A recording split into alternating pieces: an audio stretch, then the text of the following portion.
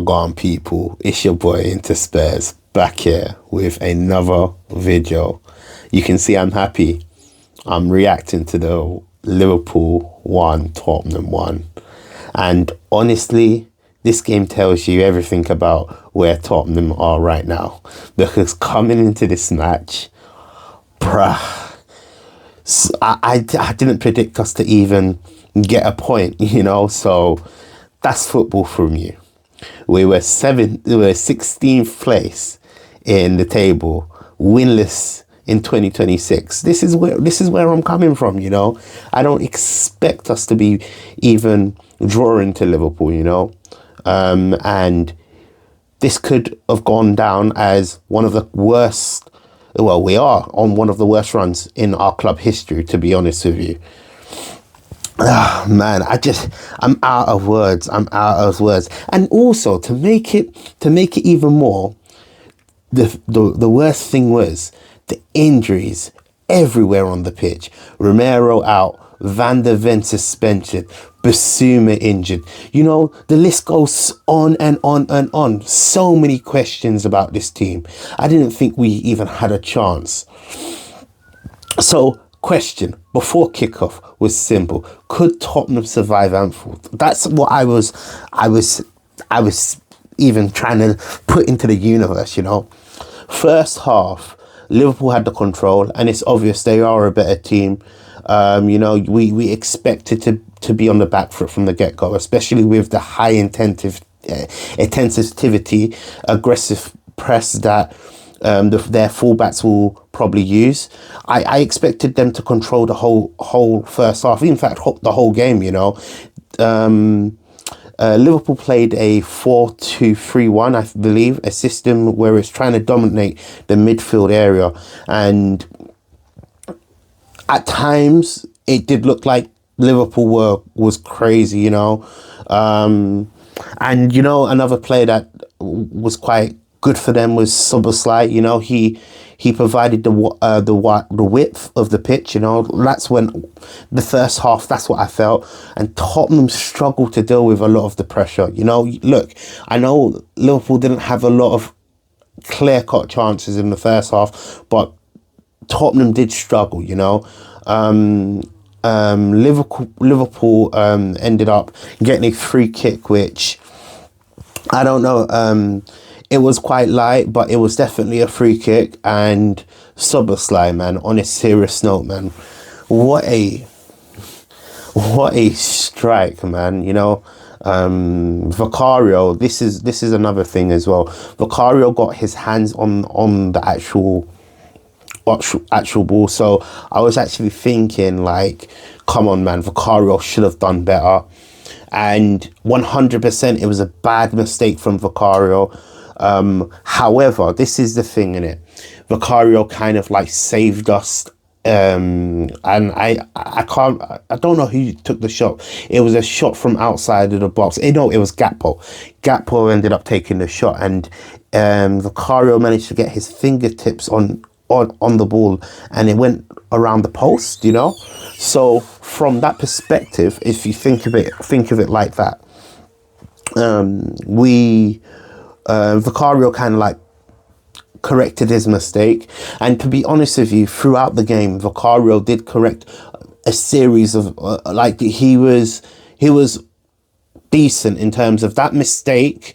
Kind of like hindered his performance, in my opinion, but again, Vicario managed to correct his mistake, so a mistake is allowed, and at that point I was actually thinking, yeah, this is 1, now it's going to be 2, now it's going to be 3. I didn't expect Tottenham to even have like a chance in terms of, yeah, cool, it's against Liverpool. Liverpool were controlling in most of the match. They were like dominating us throughout the match, and then we got a few half chances to come back into the game. It was just there was a cross from Archie Gray to Richarlison, and Richarlison managed to get his head on the ball, but it just wasn't on target, you know? That was a missed opportunity to equalize. You know, there was a few other shots from several different players where Allison, I think it was Sousa, in fact, Sousa had a long range chance, and honestly, Allison dealt with it quite well. Allison dealt with most of our, I don't know, our chances. There was a few chances as well where Richarlison was getting hold by what do you call his name? That defender. Big guy. Van Dijk, yeah, sorry, my mind went numb. So yeah, Allison performed pretty well, to be honest with you, you know. Um Going from that first half, I think Liverpool had nearly 17 shots. Um and it's at that time it was around 13 to 12 shots that we had, which yeah, Liverpool was definitely dominating, you know. And then really and truly for Tottenham, it was to just get through to that half and try survive, you know.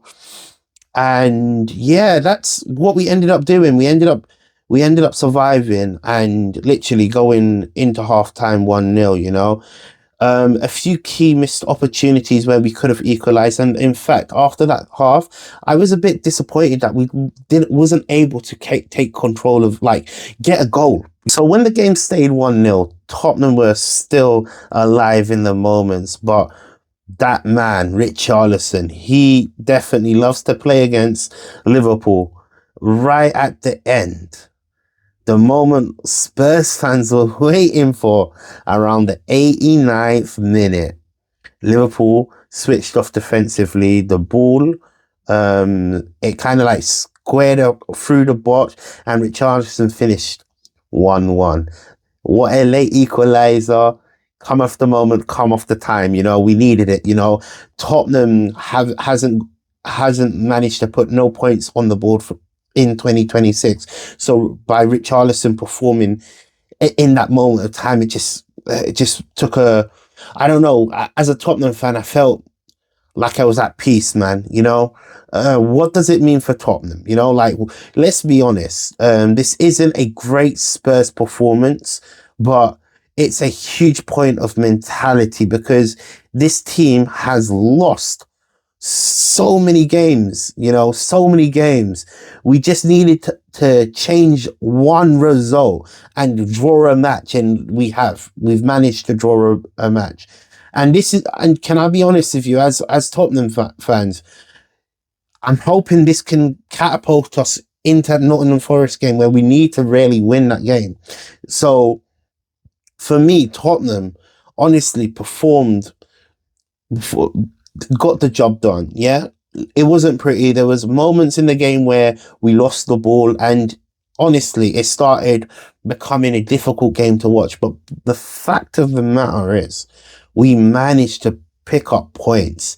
And Igor Tudor, the substitutes was questionable. Obviously, you brought off Jed Spence, which I felt like was a wrong decision, and you brought off Telly Tell, which again could have been a questionable decision.